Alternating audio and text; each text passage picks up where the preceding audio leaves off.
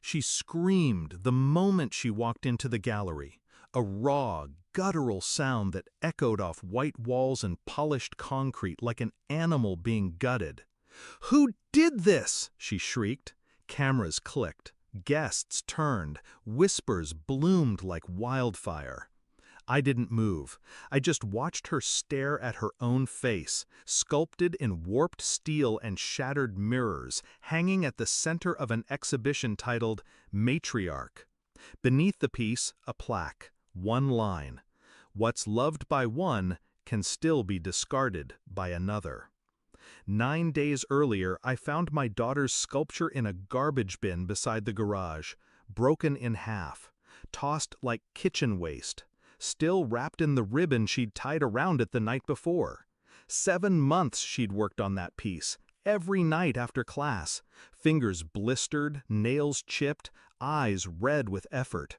She'd called it Everrise, said it was about my mother, her grandmother, a woman she admired more than anyone alive.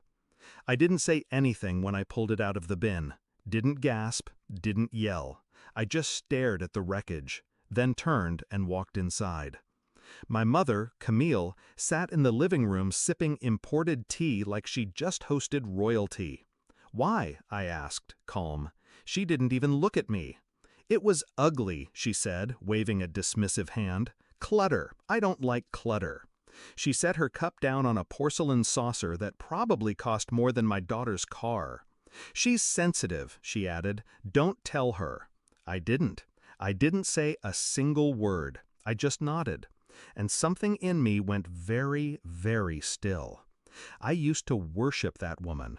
When I was little, I thought she was made of marble, untouchable, regal.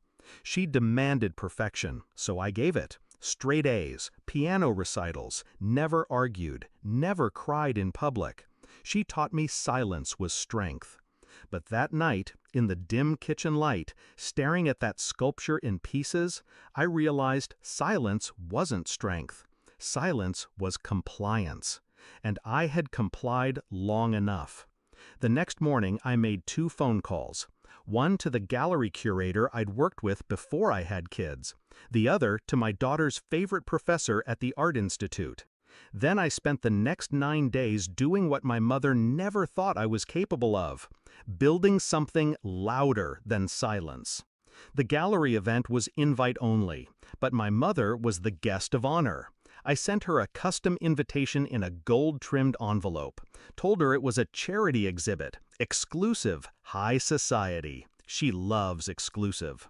The room was full by 6 p.m. Wine poured, flashbulbs flickered, people whispered about the centerpiece still under black velvet. Camille floated in wearing diamonds and smugness. She kissed cheeks, laughed too loudly, told someone nearby how proud she was of my daughter. I kept my distance. At 6:42, the lights dimmed. The curator took the mic and introduced the featured artist, my daughter. The applause was loud, real. She walked on stage, cheeks flushed but posture tall, confident, beautiful. Then she turned to the sculpture and pulled the velvet down. Gasps. My mother leaned forward, curious. Then she saw it. Her face. Rendered in twisted iron. Cold, fragmented, framed by real photos. Family portraits sliced into strips and reassembled like a collage of dysfunction. And at the base, welded into the steel, the broken pieces of Everrise. At first, she didn't move, just stared, like her brain was still buffering. Then she read the plaque. Her mouth dropped. Her eyes shot to me. I didn't blink, didn't smile, didn't need to, because she knew.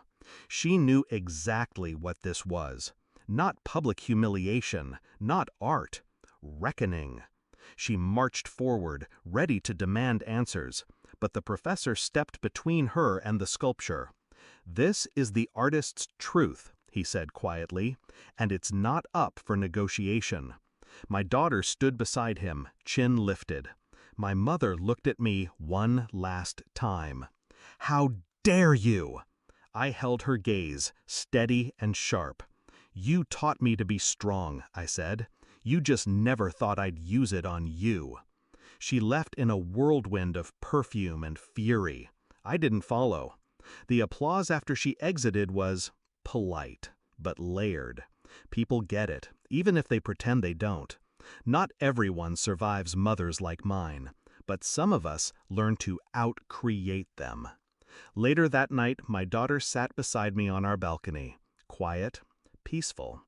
"Was it too much?" she asked. I shook my head. It was true. She looked down at her hands, still calloused from the work, still healing. "She threw it out like it meant nothing," she whispered.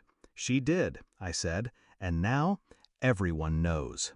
My mother hasn't spoken to us since. She tried to call my daughter once. It went to voicemail. Then she tried a public statement, some half-hearted attempt to say she supports artistic expression, but no one bought it.